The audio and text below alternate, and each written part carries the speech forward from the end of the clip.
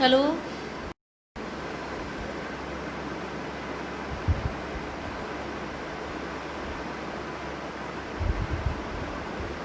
Hello.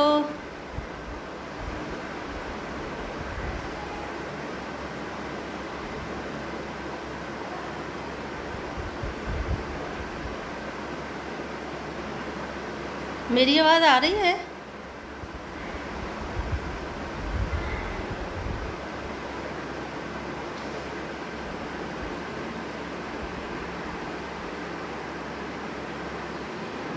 आवाज़ आ रही है मेरी ना?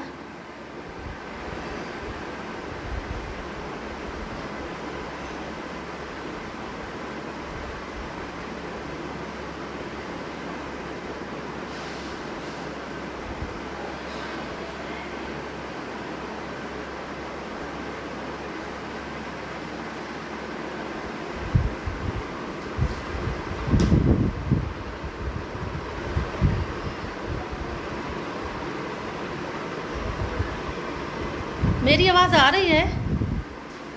अगर आप लोग कोई कमेंट्स करके बताएं मुझे तो।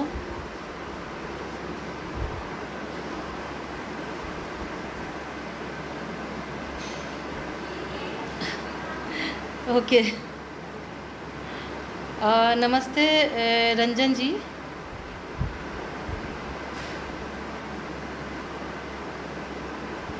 अभी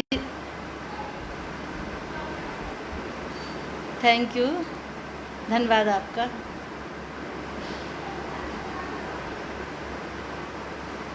अभी जस्ट ओके, ठीक है बेटा।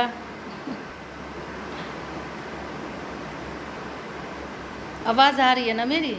ठीक है।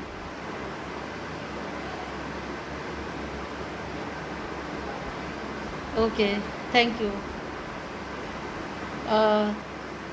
शायद इनमें से बहुत से लोग मुझसे परिचित नहीं होंगे, तो मैं अपना परिचय आपको देती हूँ।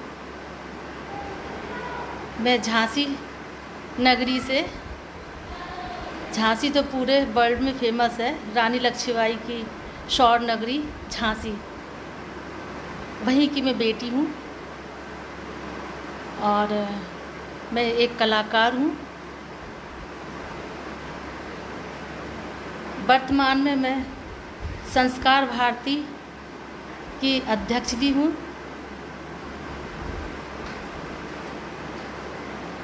और मैं बहुत सारी संस्थाओं से भी जुड़ी हूँ। एक अपना भी एक ऑर्गेनाइजेशन है जो मैंने 2001 में बनाया था। बहुत सारे आर्टिस्ट हैं उसमें। Art club Jhansi.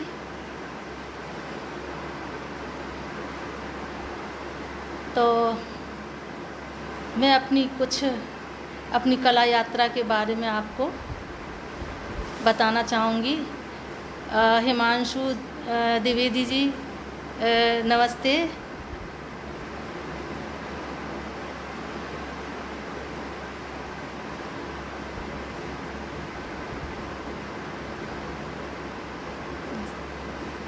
बहुत से लोग परिचित नहीं होंगे मुझसे, और बहुत से लोगों को मेरे बारे में मालूम भी है।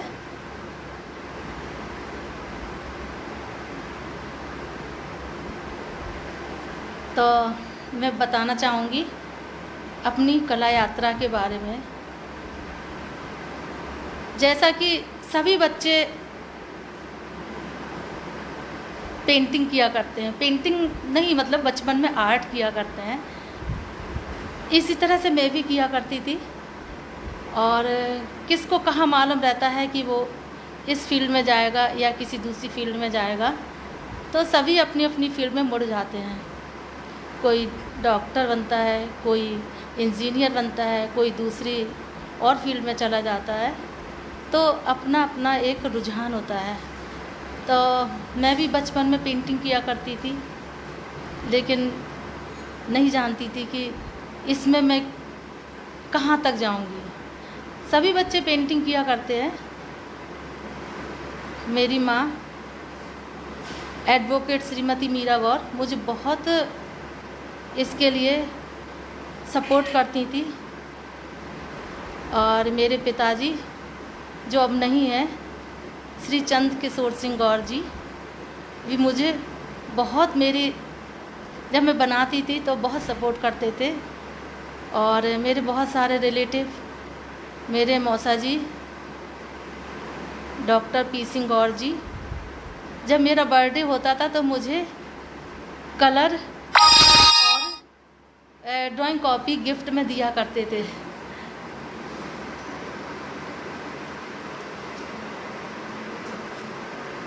आवाज़ आ रही है ना मेरी?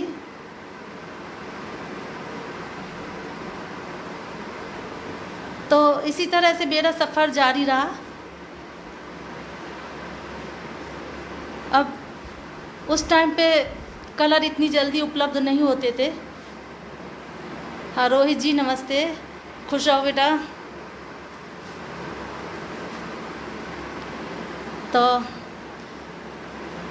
मेरे ताऊ जी थे, वो सिंचाई विभाग में थे, तो वो बहुत सारे कलर मुझे ला के देते थे।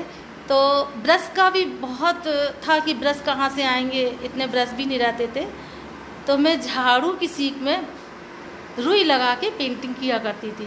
इसी तरह से मैं करती रही, बड़ी होती गई और मेरी बहुत कम एज में मेरी शादी हो गई। और जब मैं अपनी ससुराल गई तो मेरे father in law Shri Jawahar Singh ji, उन्होंने मुझे प्रेरित किया कि मैं अपने वर्क को, वो गांव से थे लेकिन बहुत समझदार थे और मुझे बहुत सपोर्ट किया उन्होंने। तो मैं गांव की जो बैठक हुआ करती थी उसमें मैं अपनी पेंटिंग बनाया करती थी। कहीं राधा बनाए, कहीं कृष्ण बनाए, कहीं पे राम बनाए। तो बहुत सारे लोग देखने आते थे गांव वाले और कहते थे जवाहर सिंह जी की बहू तो बहुत नौनी है, फ़ोटो बहुत अच्छी बनाती है। तो इस तरह से मेरा काम जारी रहा, मैं पेंटिंग करती रही।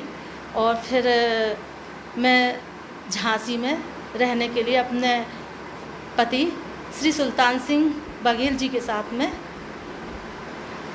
आ गई। क्योंकि मेरे झांसी मेरा मायका है और मेरी ससुराल टहरौली के पास एक छोटा सा गांव है बकायन, उधर है। तो उधर पे बच्चे बड़े हो रहे थे, उनको पढ़ाई की बहुत अब ज़रूरत थी, तो मुझे आना ही स्वाभाविक था। और मेरा तो पूरा, मेरी परवरिश तो मेरी झांसी में ही हुई थी। और मेरे पति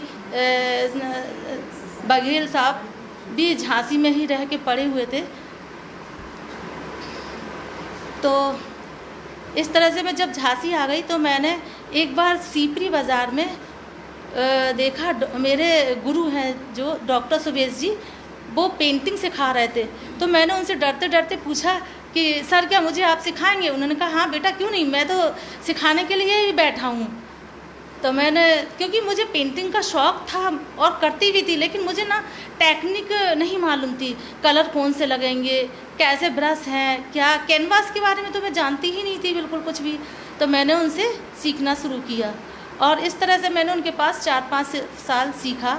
और उनके साथ सीखते हुए, उनके पास सीखते हुए मैंने फाइन आर्ट्स खैरागढ़ यूनिवर्सिटी से किया और IGD बॉम्बे आर्ट भी किया। और मेरे जो गुरु हैं जो अभी डॉक्टर सुबेश जी, उन्होंने मुझे काफ़ी बारीकी से पेंटिंग की बारीकियों को सिखाया। और मैं प्राउड करती हूँ उन पर, क्योंकि उन्होंने जिस तरह से मुझे सिखाया है मैं अपने काम को जारी रख पा रही हूँ। इस तरह से मैं काम करती रही और एक संस्था का गठन हुआ पुलिंद कला दीर्घा, जिसके अध्यक्ष हमारे सिनेमा टॉकीज नंदिनी टॉकीज के मालिक श्री मुकुंद मेहरोत्रा जी थे। तो हम लोगों ने मेंबरशिप ली पुलिंद कला दीर्घा की और सबसे फर्स्ट सोलो एग्जीबिशन हमने 1994 में लगाई। इसके बाद तो हमारे कदम रुके नहीं, हम अपना हर साल शो करते थे। हमारे यहाँ झांसी महोत्सव हर साल होता था और हम उसका इंतज़ार करते थे, क्योंकि हमारी उसमें आर्ट गैलरी लगती थी और सारे आर्टिस्ट उसमें काम करते थे। तो हम पुलिंद कला में बहुत सक्रिय थे और काम कर रहे थे। लेकिन जैसे जैसे काम आगे बढ़ता चला, मुझे लगा कि मुझे ज़रूरत है अब अपना स्वतंत्र अस्तित्व के लिए भी। तो मैंने एक आर्ट क्लब की भी एक स्थापना की आर्ट क्लब झांसी।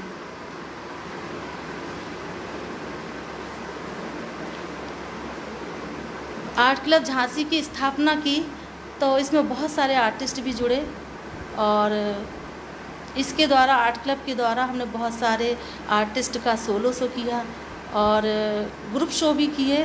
बाहर के आर्टिस्ट का भी हमने इसमें एग्जीबिशन करवाई।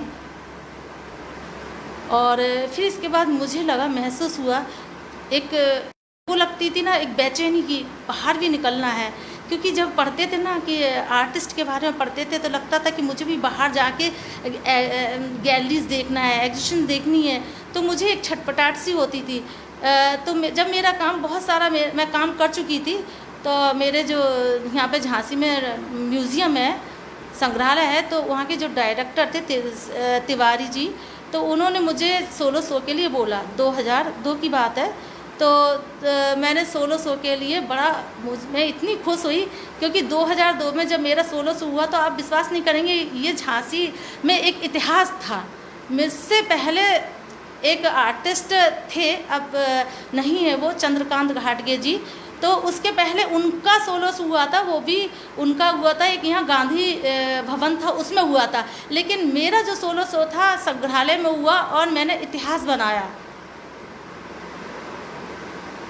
तो जिस दिन मेरा सोलो शो था तो बहुत सारे गेस्ट आ रहे थे और बहुत मेरी पेंटिंग की तारीफ़ भी कर रहे थे, और मेरे लिए एक बहुत अचीवमेंट था, क्योंकि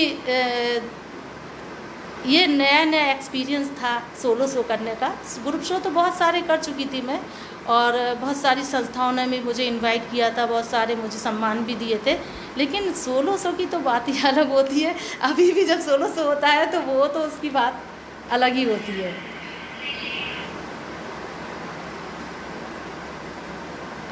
महमूद जी नमस्ते, कुसुम बहुत बढ़िया, और सभी को मेरा नमस्ते। और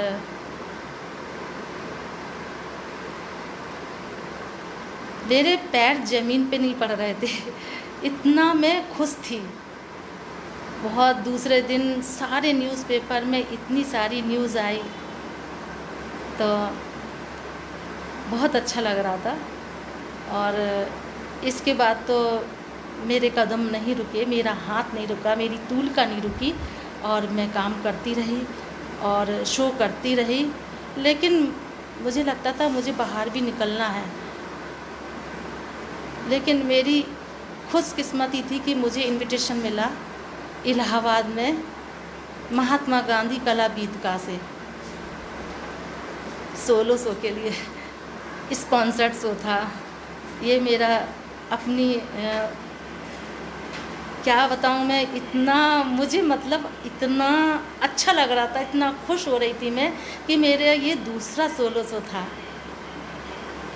अब परेशानी इस बात की थी, पेंटिंग इतनी सारी थी और इतनी दूर पहली बार जाना था। तो मेरे साथ में मेरे पिताजी गए, मेरे साथ में मेरे ऑफिस के 2 वर्कर गए, और मैं 28 पेंटिंग लेके एग्जीबिशन करने के लिए इलाहाबाद पहुंची। वहाँ पे भी मुझे काफ़ी सपोर्ट मिला, बहुत पेंटिंग की सभी ने तारीफ़ की। एग्जीबिशन इतनी अच्छी रही, लोग इतना आए। जब मेरा लास्ट दिन था एग्जीबिशन का तो भी लोग आ रहे थे, मेरी पेंटिंग भी पैक हो चुकी थी तो भी लोग देखने आ रहे थे। और बहुत सीनियर आर्टिस्ट श्री श्याम बिहारी अग्रवाल जी ने मेरी पेंटिंग का इनॉग्रेशन किया था, और ये मेरे लिए एक बहुत अच्छी शुरुआत थी। इसके बाद जस्ट मेरा तीसरा सोलो शो हुआ ग्वालियर में। इसके बाद तो मेरी जैसे मेरा सीधी किस्मत खुल गई हो, मेरे लगातार शो होने लगे, और मैं दिल्ली भी पहुंची फिर, और दिल्ली में भी मैंने एग्जीबिशन की, और दिल्ली के बाहर भी बहुत सारे मैंने शो किए, और मेरे बहुत सारे सोलो शो दिल्ली में हुए, दिल्ली के बाहर भी हुए, और बहुत सारे ग्रुप शो में मुझे बहुत सारी जगह वर्कशॉप में भी इनवाइट किया। लेकिन परेशानी जब ये होती है कि जब एक छोटे शहर से इतनी दूर जाना हो तो कठिनाइयाँ तो बहुत होती हैं, और विशेष तौर से महिलाओं के लिए। और मेरे लिए भी बहुत ज़्यादा परेशानियाँ थी, क्योंकि मैं घर के लोगों को हमेशा तो साथ नहीं लेके जा सकती थी, लेकिन एक जुनून था और एक ताकत थी, एक आत्मबल था, उसके दम पे मैं आगे जा रही थी। लेकिन मेरे साथ मेरी इतनी बड़ी जो मेरी कला की ताकत थी वो मेरे साथ थी। बाहर जाके मेरे साथ मेरा एक कला परिवार भी बना, मुझे बहुत सारे लोगों ने सपोर्ट भी किया, और अभी भी मुझे लगता है पूरी इंडिया में मेरे इतने सारे फ्रेंड्स हैं, इतनी सारी सहेलियां हैं, और मुझे इतना सपोर्ट करती हैं। मैं कहीं पे भी जाती हूँ तो मुझे लगता ही नहीं है कि मैं झांसी से बाहर हूँ। मुझे तो लगता है जैसे मैं अपने बस हिंदुस्तान में हूँ और ये हिंदुस्तान हमारा है। तो इस तरह से मेरी कला यात्रा जारी रही, और मैंने बहुत सारे, मैं अभी भी मेरे साथ मैं अभी तो चूँकि जैसे कि अभी ये बहुत अभी संकट है, कोरोना का संकट है, और एग्जीबिशन सब गैलरीज बंद हैं, आर्ट गैलरी सारी बंद चल रही है, और शो भी नहीं हो रहे हैं, लाइव शो भी नहीं हो रहे हैं, लेकिन ऑनलाइन शो हो रहे हैं। तो मेरे भी ऑनलाइन शो चल रहे हैं कुछ, ये आर्टिस्ट के लिए थोड़ी सी खुशी देते हैं। तो वैसे तो लाइव शो की बात अलग होती है, उसका अलग ही एक खुशी होती है जब भीड़ होती है हमारे चारों तरफ, और फोटोग्राफर क्लिक कर रहे होते हैं और लोग हमें पूछ रहे होते हैं, तो वो तो एक अलग खुशी होती है। लेकिन अब क्या करें, तो हम इसी से काम चला रहे हैं। और मेरे लिए बस इतना रहा कि मैंने अपने आप को कमज़ोर नहीं समझा। मुझे बहुत सारी अवार्ड्स भी मिले, बहुत सारे मुझे सम्मान भी मिले।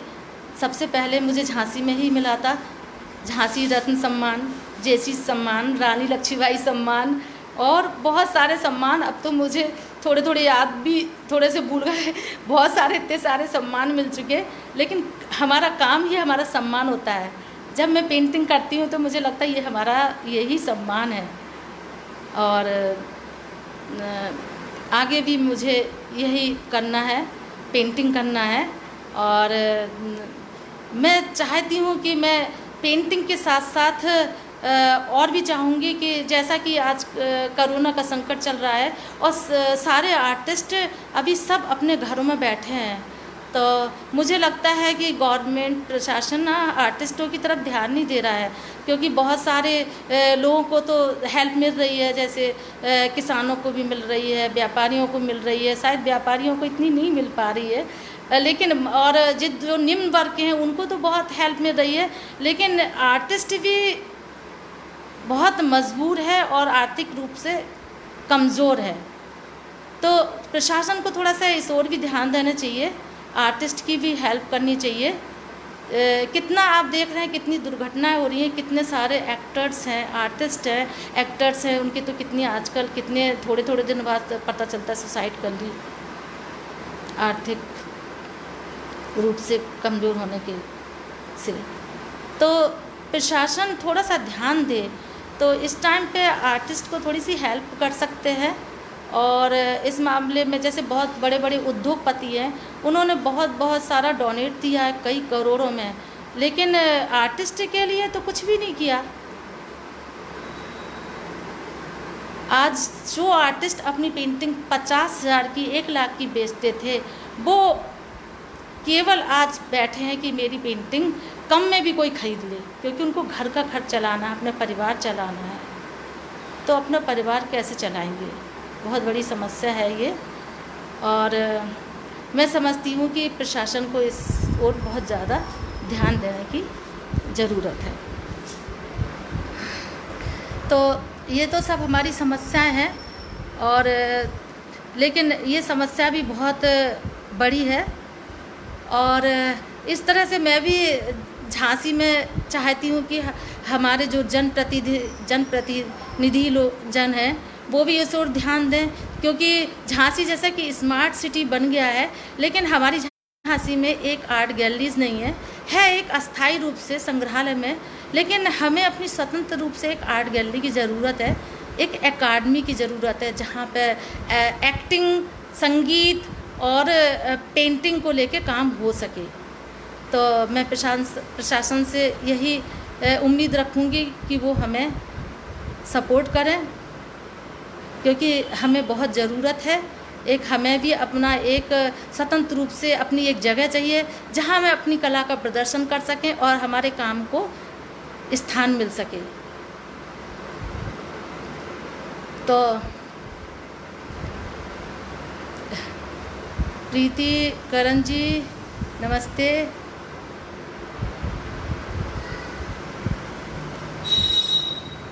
अगर वैसे मैं इस बारे में बहुत से लोगों से, अपने जो यहाँ के जनप्रतिनिधि लोग हैं ना, उनसे मैं बात कर चुकी हूँ, तो मुझे उम्मीद है कि वो हमें सपोर्ट करेंगे।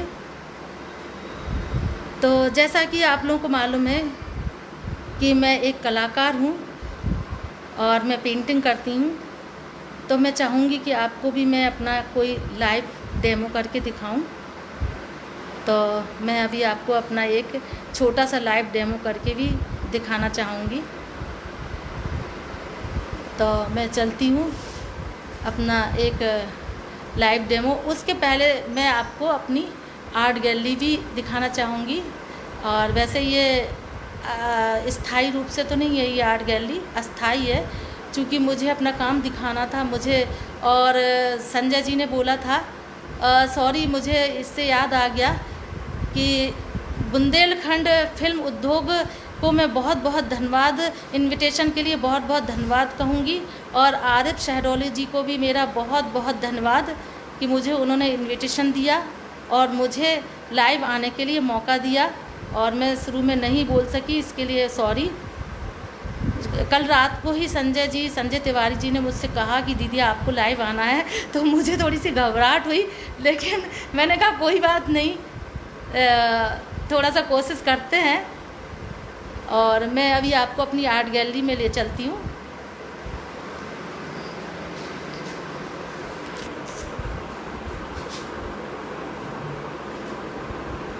ये थोड़ी सी कुछ पेंटिंग्स मैंने अभी लगाई हैं। ये आप देखिए, ये पेंटिंग है, ये मदर एंड चिल्ड्रंस, माँ है और 2 बच्चे हैं।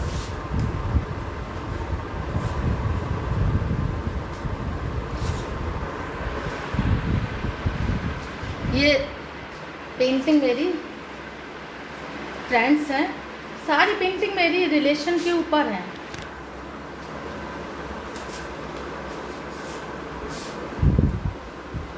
ये 2 सहेलियाँ मैंने अपनी पेंटिंग में बनाई हुई हैं, और इसको हमने नेचर से भी जोड़ दिया है। आजकल नेचर की बहुत ज़रूरत है, और इनके साथ में हिरन भी है। ये भी मेरी एक पेंटिंग है, और ये भी एक पेंटिंग, मैंने सारी पेंटिंग जो है सिंपल और इंडियन फेस लिए हैं। तो ये भी मेरी पेंटिंग में भी मैंने एक लेडीज़ बनाई हुई है, और इधर पे 2 सहेलियाँ बनाई हुई है। एक ये माँ और बेटी है, और माँ अपनी बेटी को पेड़ की तरह सुरक्षा दे रही है। ये ग्रामीण महिलाएं हैं, और ये थोड़ा सा आश्चर्यचकित हैं, देख रही हैं, क्योंकि जैसा कि है कि ग्रामीण महिलाएं हर चीज़ में अचंभित हो जाती हैं, तो वो भी अचंभित हो रही हैं देख के। और ये मेरी ये पेंटिंग में मेरी मदर एंड चाइल्ड्स पे है, माँ और बेटी है। और ये मेरे कुछ नीचे मिनिएचर्स हैं, और ये भी मेरी पेंटिंग है। इसमें एक चिड़िया बनी हुई है जो एक फ्रीडम का प्रतीक है। और ये मेरी पेंटिंग है, ये भी ये 2 बहनों के ऊपर बनी हुई है।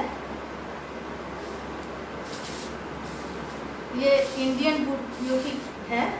आप देख रहे होंगे कि ये हमारी जो बुंदेलखंड की जो ब्यूटी होती है इसी तरह से होती है। तो ये हमने इंडियन ब्यूटी के नाम से भारतीय सुंदरता पेंटिंग बनाई है। और ये भी मेरी पेंटिंग है, ये अयोध्या, ये अभिषेक, अभी अयोध्या के ऊपर बनाई थी ये पेंटिंग, ये जलाभिषेक, क्योंकि जगह जगह से जल आया था अभिषेक करने के लिए। तो ये महिलाएं हैं, ये साध्वी है, ये भी ये जल लेके जा रही है। ये हमारी बेतवा नदी का जल है। ये मेरी पेंटिंग प्रेम के ऊपर है, अट्रैक्शन, और ये मेरे मिनिएचर है। और ये भी देखिए मेरी पेंटिंग, ये नेचर के ऊपर है।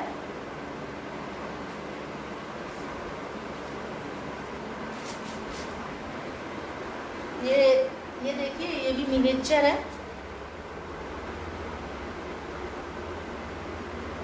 छोटी पेंटिंग। ये भी कुछ पेंटिंग रखी हुई है मेरी।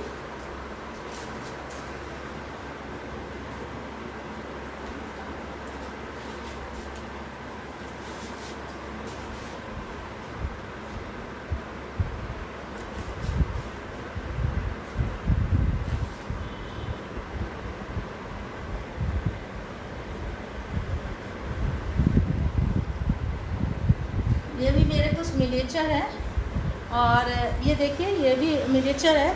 अब सारी पेंटिंग तो दिखाना संभव नहीं है, बहुत सारी, और बहुत सारा मेरा जो नया काम है वो तो मेरा कहीं ना कहीं रखा हुआ है, बहुत अलग अलग सिटी में।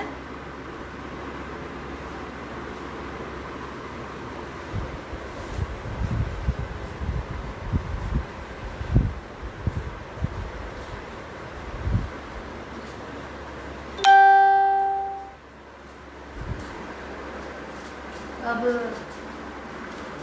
मैं आपको थोड़ा सा डेमो करके दिखाना चाहती हूँ।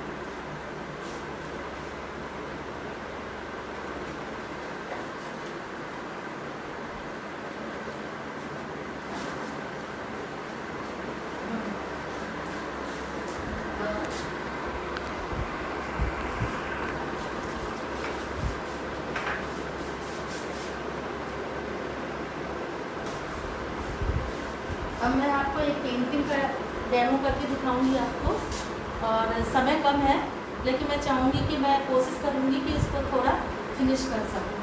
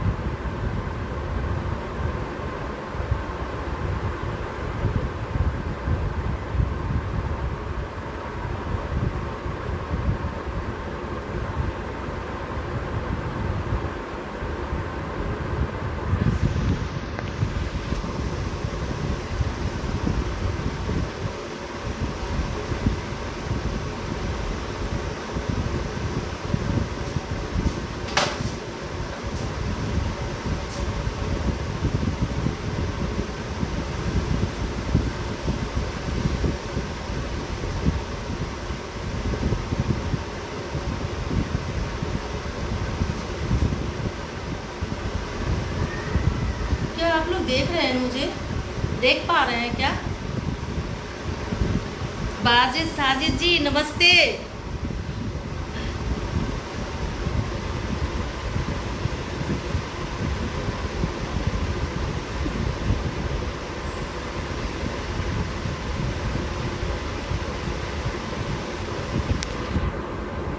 फाइव लोग, 5।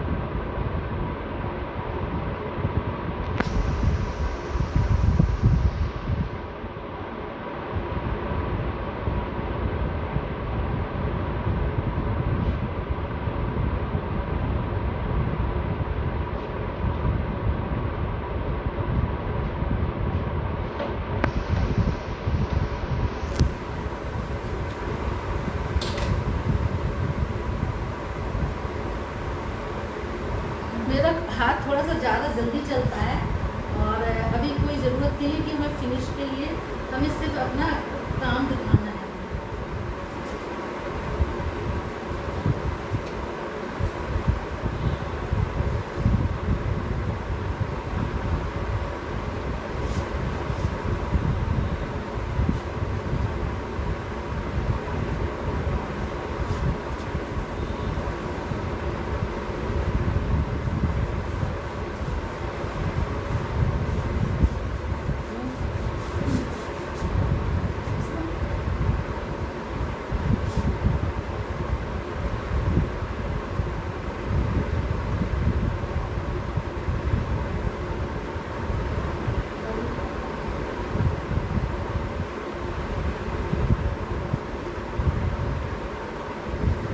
ये तो मेरी चिड़िया है जो हर जगह उड़ जाती है, चलती है।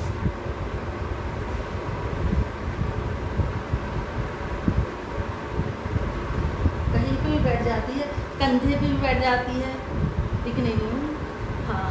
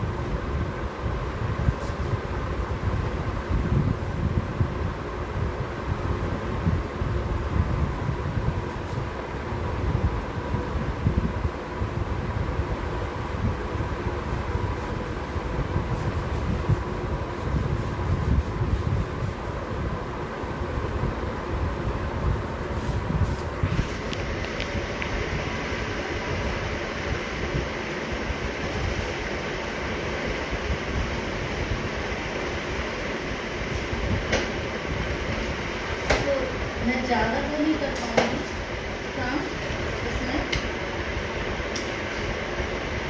थोड़ा दिखने लगे।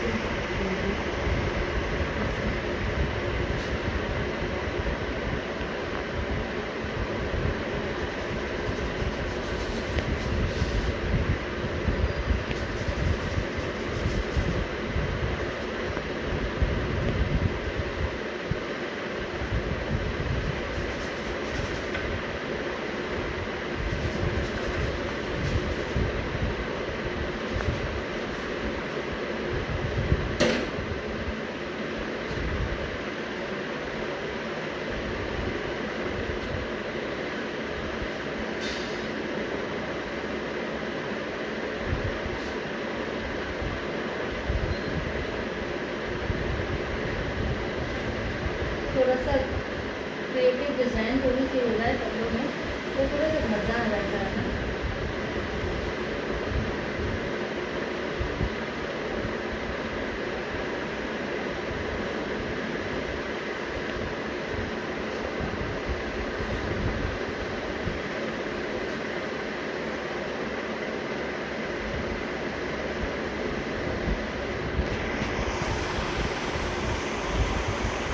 तो इधर सामने से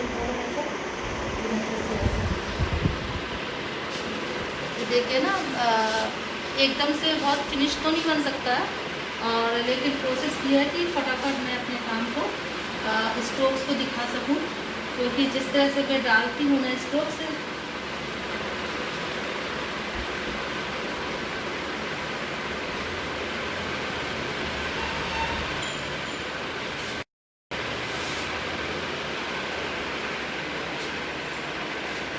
और हमारे ना बुंदेलखंड में एक होता है ना घड़ा, तो ये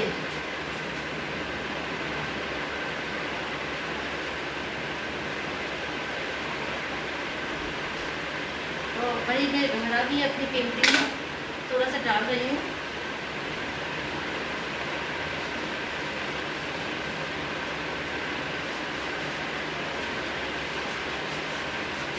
और इसको मैं फिनिश ना करते हुए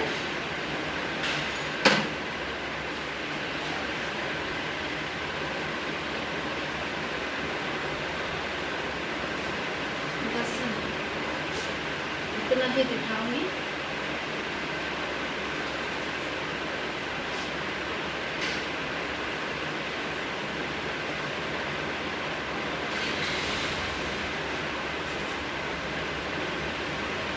तो ये मेरी पेंटिंग तैयार हो गई है, ये मेरी पेंटिंग बन चुकी है। तो कितना टाइम लगा, मुझे लगता है 7 मिनट लगा, 7-8 मिनट लगा होगा।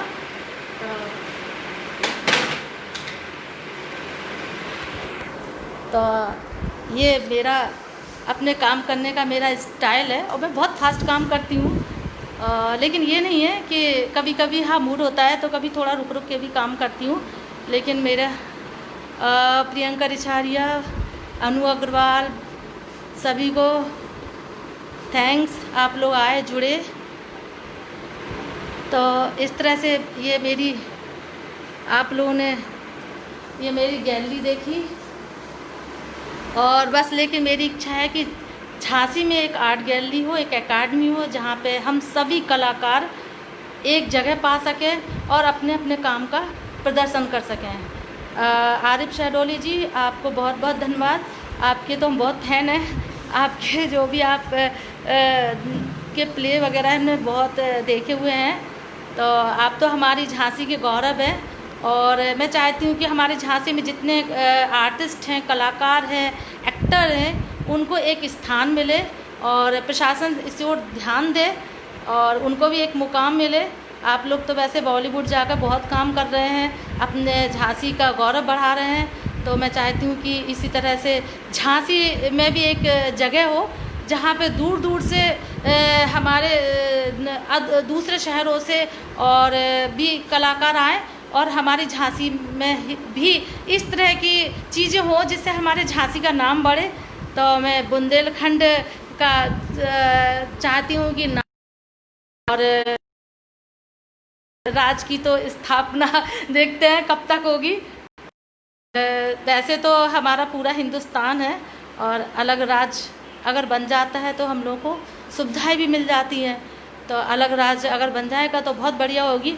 बस मेरी तो प्रशासन से यही मांग है कि आर्टिस्टों को भी थोड़ा सा ध्यान दें, वो इस ओर ध्यान दें, उनकी हेल्प करें आर्थिक रूप से, और उनको मोरल सपोर्ट की बहुत ज़रूरत है, क्योंकि वो भी एक मज़दूर की तरह होते हैं। वो भी काम करते हैं, पेंटिंग बेचते हैं जब उनको पैसा मिलता है, क्योंकि अपने अपने परिवार का सब इसी से खर्च चला रहे हैं। फ्रीलांस आर्टिस्ट जो होते हैं वो केवल इसी के ऊपर डिपेंड होते हैं। तो कितने लोग हैं जो बेरोज़गार हो गए हैं।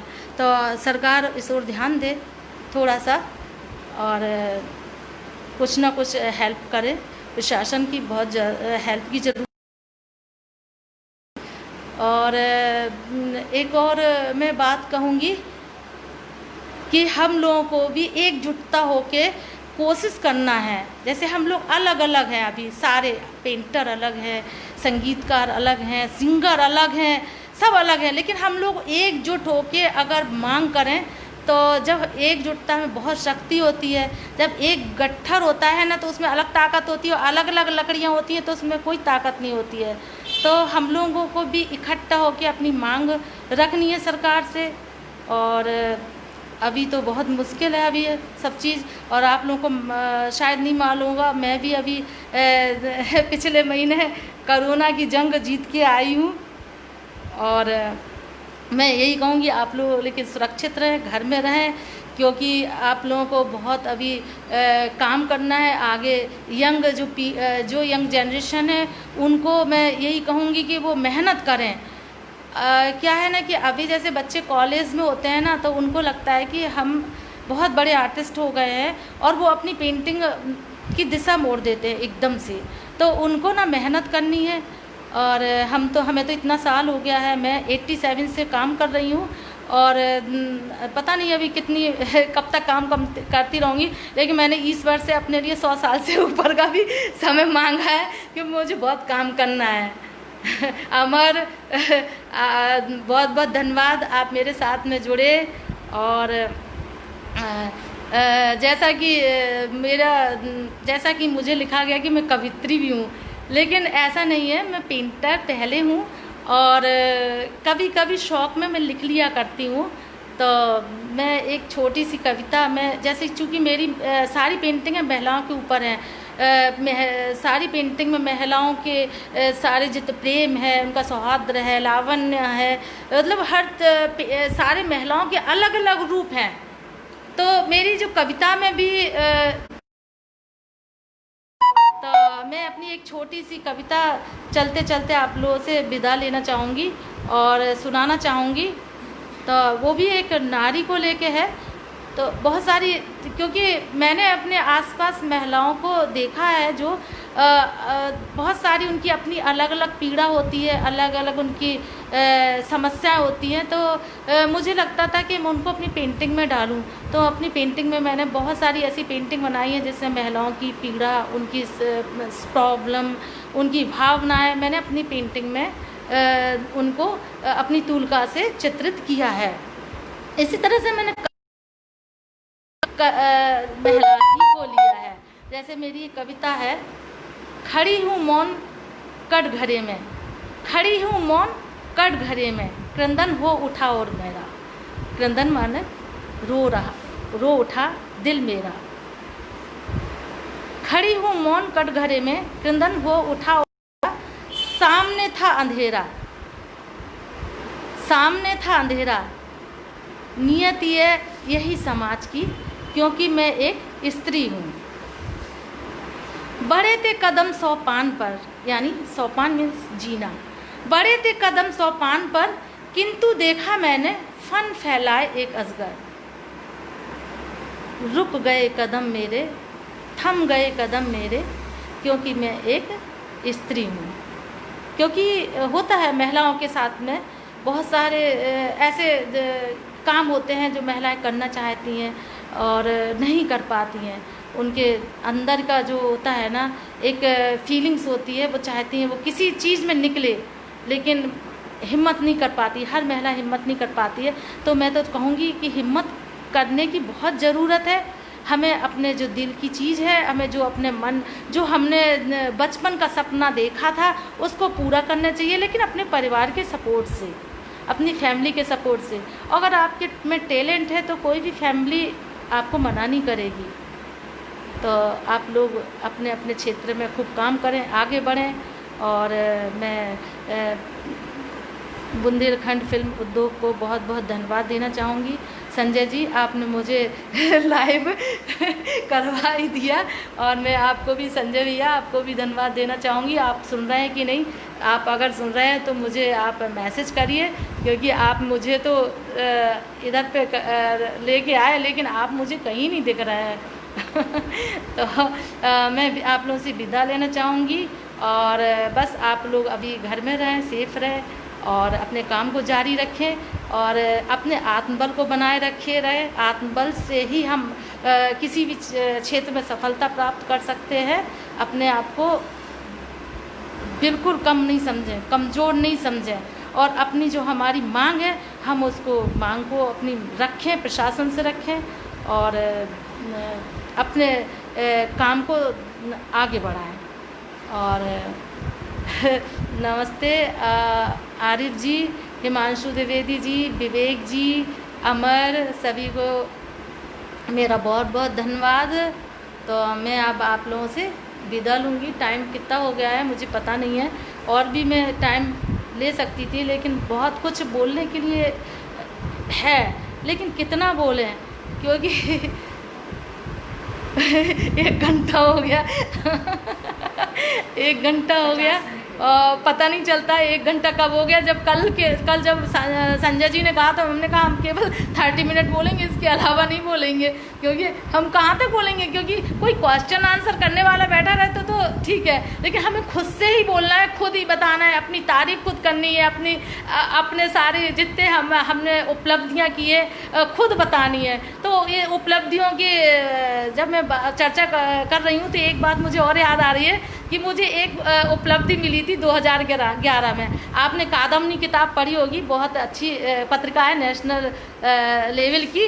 तो 2011 में मुझे फ़ोन आना शुरू हो गए। क्यों आना शुरू हो गए? क्योंकि मेरा उसमें लिस्ट में टॉप 10 वुमेन्स आर्टिस्ट में मेरा नाम आया था। तो लोगों को विश्वास नहीं हो रहा था कि कैसे आ सकता है, और मुझे भी लग रहा था कि मेरा कैसे आ सकता है। तो उनके सर्वे में आया था, ये नहीं था कि ये मतलब उन्होंने जो सर्वे किया था उसमें उन्होंने टॉप 10 वुमेन्स आर्टिस्ट में 10 लोगों में मेरा नाम भी शामिल किया था। क्योंकि मेरे बहुत सारे इंटरव्यू हो चुके, बहुत सारे आर्टिकल भी मेरे बाहर जा चुके, इंडिया से बाहर भी। और जैसा कि आप लोगों को मालूम है मैं शो भी करती रहती हूँ इंडिया से बाहर, तो इस वजह से जिसने भी सर्वे किया हो उसने मेरा नाम भी शामिल किया। ये मेरे लिए एक बहुत अचीवमेंट है, और मैं चाहूँगी कि बस इसको बरकरार रखूँ और इस अचीवमेंट को मैं कभी अपना कम ना होने दूँ, क्योंकि मुझे चाहिए मत काटो, एक और कविता मेरी, मत काटो पंखों को मेरे, मुझे दूर तक जाने दो, मत बांधो पैरों में पायल, मुझे दूर तक जाने दो, क्योंकि मुझे चाहिए मुक्त गगन। मुझे काम करने के लिए बस एक जुनून चाहिए, समय चाहिए, और कुछ नहीं चाहिए, और ना धन चाहिए, ना दौलत चाहिए, कुछ भी नहीं चाहिए, बस समय चाहिए मुझे अपनी पेंटिंग करने के लिए, क्योंकि ये मेरा जुनून है और ये मेरा पागलपन है। तो मैं अपनी पेंटिंग के बीच में जब बैठती हूँ तो मुझे बहुत अच्छा लगता है, और मुझे नहीं लगता है कि मैं अकेली हूँ। संजीव जी नमस्ते, और बहुत बहुत धन्यवाद आप आए, और बस ये है कि थोड़ा सा लास्ट में आए, लेकिन कोई बात नहीं, आए, अपनी उपस्थिति दी, बहुत अच्छा लगा। और पता नहीं अब कितने लोग आए कितने लोग नहीं आए, क्योंकि मैंने तो जब मैंने इनविटेशन भेजना शुरू किया तो मेरे ना फेसबुक फ्रेंड 5000 है, तो मैं 150-200 तक पहुंच पाई। इसके बाद मैं सो गई कल रात को, तो मैंने लोगों को इनविटेशन नहीं दे पाया, तो बाद में देख लेंगे लोग बात। तो मैं आप लोगों से विदा लेती हूँ, धन्यवाद।